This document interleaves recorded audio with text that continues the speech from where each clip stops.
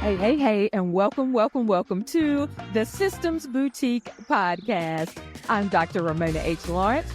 Most people just simply call me Dr. Ramona. I'm your systems stylist and your business operations expert, and I'm here to help you build a high-end boutique-style back-end that creates ease and scalability for you without sacrificing the luxury experience your clients absolutely deserve.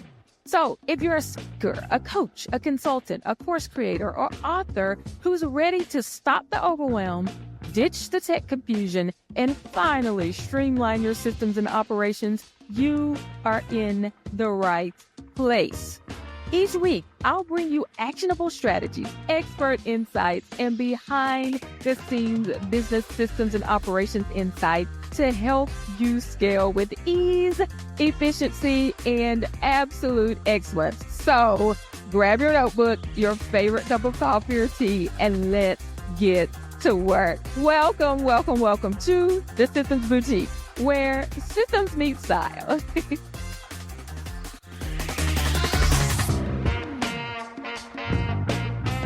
Hey, and welcome to this week's episode of the Systems Boutique podcast. And who do we have back in the boutique to style you today? It is Toki Simmons.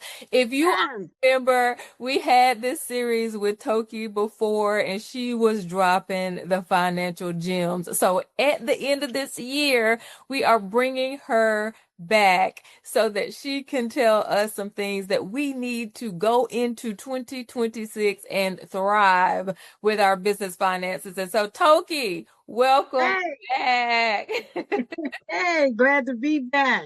Yes, I'm so excited to talk to you. So, a little background, I've been in this Goldman Sachs program, this Black in Business program that they put on. And of course, Goldman Sachs is one of the largest banks. And so they have been giving us a lot of financial information. And so I have so many things that I have learned. And now I'm even more excited about finances because there is so much that we are not told about finances that I'm finding out from Goldman Sachs. And I'm like, wow, most people just start a business and they get going and then they don't know half of this stuff. And so I am ready to pick your brain, and we're going to talk about some things today. So sounds good. All right, so we're just going to start with the foundation of things about how people have their business structure set up, okay? So there's LLC, there's S-Corp, there's sole proprietorship, there's all the things. So a bad question is, what is the best structure, right? Because there isn't necessarily a best one. So why does your structure really matter? And we're talking about for like taxes, liability, scaling. How does a person even choose that structure? And then why does that structure matter? All right. So again, like you said, there's a lot happening there. Right? There's a lot to take into consideration. So let's start from the beginning. If you're just starting out, right, it may be the better thing for you to be a sole prop. Maybe. Right?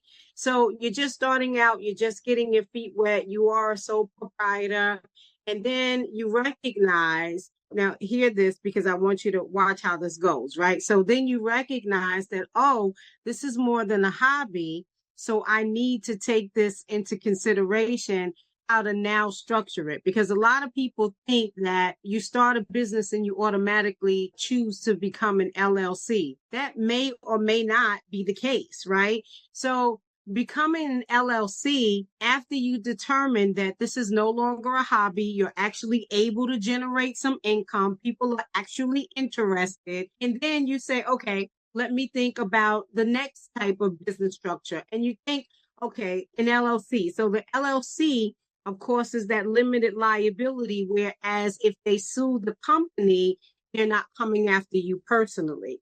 So that's the important piece. And then now we're constantly growing. Now we say, oh, okay, I'm making over $75,000, $100,000. It's time for me now to restructure again and become an S-Corp.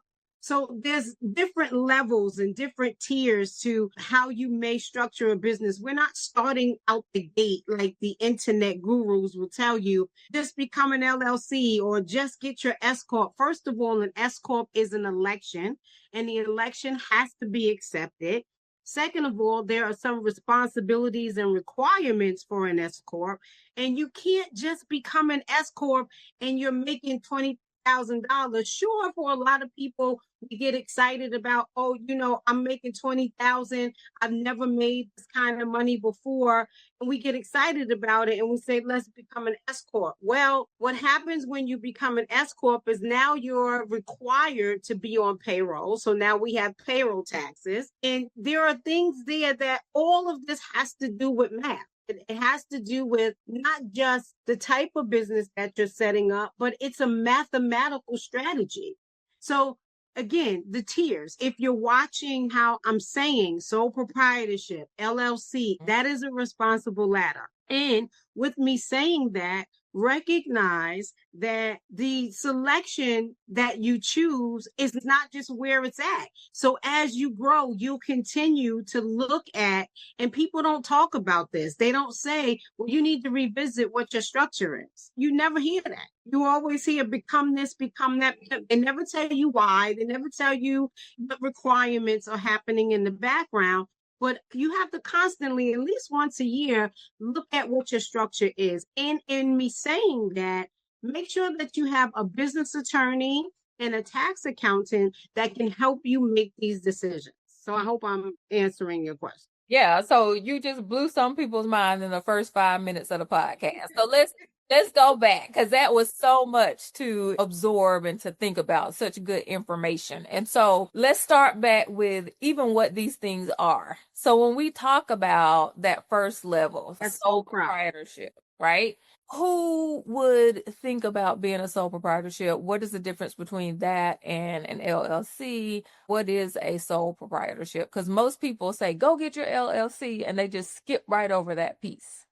Right. And so, okay, let's talk about me for a second, because I always like to talk about me. I preach to me first. And so I started doing charcuterie boards, right? And I'm doing this because my brain is very strategic, always analytical. And this is helping me through that process to where I'm not always in business mode. And so I set this up, but then you recognize that there are some risks that take place when you're doing this, right? So I won't get into all of that for me, but for business, you have to think about the type of risk that happens. So for speakers, you're wide open, right? There's a lot that takes place there. You're in front of other people. Guests, you are on a stage, you're in an event location. If something happens, they can sue everybody in the building, right? You have to think about that. As a sole proprietor, all of this responsibility, all of these risks would fall on you. That's one instance what the sole proprietor is and is not. So the sole proprietorship does not cover you in terms of liabilities that can or cannot happen. Also, with sole proprietorship, again, it could be a hobby like charcuterie boards. If you're crocheting or if you're making candles or things like that, you may not need to become an LLC. You may not take off for a very long time. And so there's very little risk with these type of things. So again, we think about the risk. And also, because it hasn't become what I'll say a full-fledged business, these type of responsibilities are not even required yet. So even if you try to get insurance for a hobby, you'll say, you know what, I've thought about it and my candles do present some sort of risk. They'll ask you, what do you think your revenue will be in the next 12 months? You say, oh, maybe 10,000. They're like, you're not even qualified to get insurance. You see, so sole proprietorship, that will tell you, okay, I'm not even ready to be an LLC because it's a math. I don't even meet the requirements to get business liability insurance. So I'm not even ready to be an LLC. Then what is an LLC? An LLC, again, is limited liability corporation or company. And what happens with this is that the risk gets taken off of you personally, and it solely gets placed on the business. But now hear me. If you were co-mingling funds, this can remove the veil of that liability. And if they cannot determine where the separation of your business and personal finances, again, all mathematical, if they cannot determine where one ends or one begins, then you now have removed that veil and they can come after you personally. So let them absorb that for a minute, Toki, because I think a lot of people, they have a business, but they still treat it like a hobby. They're mixing things. They're just take money out of it whenever they want to. They put some things in their personal checking account. They put some things in the business checking account. They move things when they want to. There's no real structure to it. And if you do that and you have an LLC, then you might as well be a sole proprietor, right? Because might as well. Okay. Yeah. And you're putting yourself at a huge risk. So think about, again, here's the words: risk, math, which means revenue. Then you think about where you are. Determine where you are. Don't worry about what the internet is saying. Don't worry about the type of business that your friend has. It has nothing to do with that. It has everything to do with how much revenue you're taking in and how much risk that you have. And revenue and risk. There we are. Yeah, love it. Then, as we're moving into this S-Corp, now we have to be on the payroll. We have to pay ourselves. What makes me think that I want to go into the S-Corp? And you already talked about a few things. Revenue, yeah.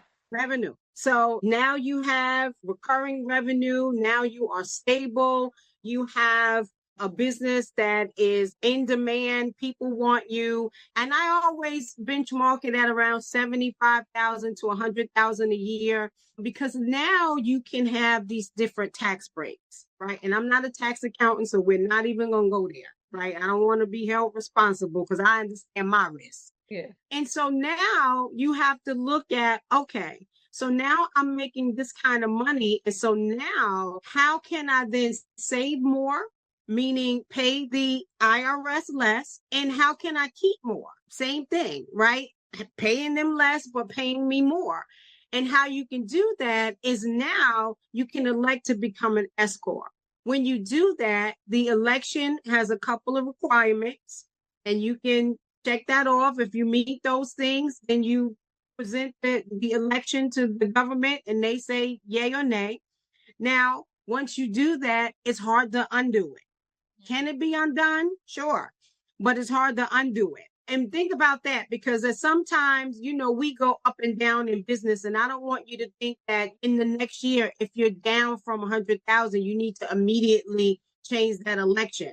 Businesses go up and down. Don't instantly think that you need to run and change that election. No, just sit tight. But when they accept that election, you now, like we talked about, have to become an employee of your own business. So now you're the employer and the employee, and you have to pay yourself. And let me just get ahead of myself for a few minutes here. As women in business, the one thing that we always do is think about ourselves last. Mm-hmm. But S-Corp requires that you think about yourself first. Mm. So that's what I love about being an S-Corp, because you have to pay yourself. Now, if you're running at a loss, you can't pay yourself. But if there is any potential for you to pay yourself, you must pay yourself. And they say that you need to pay yourself a reasonable salary. What does that mean? It means that if you do the market research and you look at someone sitting in your seat, so I do X, Y, and Z for the company. If I were to hire somebody doing X, Y, and Z, what would they get paid? What is that typical market rate for them to get paid? And so this would be your reasonable compensation. So if it's you pay them $60,000, this is what you're striving for to pay yourself. Now, again, if you can't pay yourself that, you're not held liable to pay yourself that amount if you don't have that amount of money. But you are liable to place yourself on payroll and pay yourself something. So you touched on something also where you said people are just taking money in and out. So don't think because you still are able to take out drawers or distributions or those things that you don't have to pay yourself. Because if you constantly take out a drawer, so let's just say you're taking money out of your business, $1,000 a week, $1,000 a week, $1,000 a week, and you're supposed to be on payroll, that's a red flag for the IRS right there immediately. So if you can take out $1,000 a week, you can pay yourself $1,000 a week. So you have to make sure you understand what the requirements are when you become an S-Corp. I hope I answered. Yes, absolutely. And so as I'm thinking about this, I'm thinking about the mistakes that people might be making as they're making this election of what type of business they want to have. And so what are some things that you've seen for women who are service providers and professional service providers? What mistakes are they making as they're starting to set their businesses up and determine how they want to classify the business? Basically, what we've said, one, the mistakes that they're making is not taking themselves into consideration. They're figuring, I'm going to pay myself last or later or when I make more money. That's a huge mistake for us. It's a huge mistake for us in our mindset. It's a huge mistake for us in building our confidence and understanding our self-worth. So that's huge. For me, that is really huge. You have to know that if you were working for a company, you expect your paycheck every week. Take that same mindset into your business, okay? You don't work for free. The other thing that I see, the mistake that I see them making is just what we said. They figure they can use this checkbook as their own personal checkbook, and they don't understand how incredibly huge of a liability that is. They think, well, they have that LLC and they're untouchable. No, you are creating a huge risk for yourself. Your home could be at jeopardy. Any cars you own, any other businesses that you own, girl, the lake house, the boat, whatever, it's all in jeopardy because you are just paying for whatever out of your business account. And that's just not how that works. Oh my goodness, that's so good. And so as we think about this and we think about these mistakes, how can we fit our brand style? So, we're in the boutique. And so when we think about our brand style, how does our brand style and business model influence that structure? So how can we think of it in that way? What I would say the first thing about is if it's going to be beautiful on the outside, make sure it's beautiful on the inside. Absolutely. Because we feel like we have to always put on and put on and put on or be on. But then in the background is so chaotic. And I remember us having this conversation before. Everything in the background is so chaotic. But if you want to appear to be that person or to appear to be on these levels, how about making sure it's well-rounded? And how about not just it being an appearance or something that you put on, but it's actually something that is already established. So starting from building this foundation, a solid foundation, making sure it's not rocky, making sure it's pretty, and pretty meaning, I got all my T's crossed and my I's dotted. And then you're feeling that confidence because then you're knowing, look, I got my ish together, baby. I can go forward. I can build. I can grow. And I can be that person that I'm presenting to the world. That's so good. And so, Toki, we are going to leave them with a cliffhanger right there because that leads us into our next episode of the Systems Boutique podcast, where we're going to talk about receipts, reports, and the runway, and we're going to talk about accounting basics. And so, you all check us out in the next episode of the Systems Boutique podcast. You can catch Toki in all of her information down in the show notes. And stay tuned. We'll see you on the next episode of the Systems Boutique podcast. Bye. All right, my chic CEOs, that's a wrap for today's episode. If you found value in today's conversation, do me a favor. Subscribe, leave a review, and share this episode with another star. That's a speaker, a teacher, an author, or a coach who absolutely needs it. And hey, if you're ready to finally get your systems together, let's chat. head over to thesystemsboutique.com/strategy to book your systems style strategy call, where we'll map out your perfect business back end. So until next time, keep it chic, keep it systemized, and keep shining like the absolute star you are. See ya.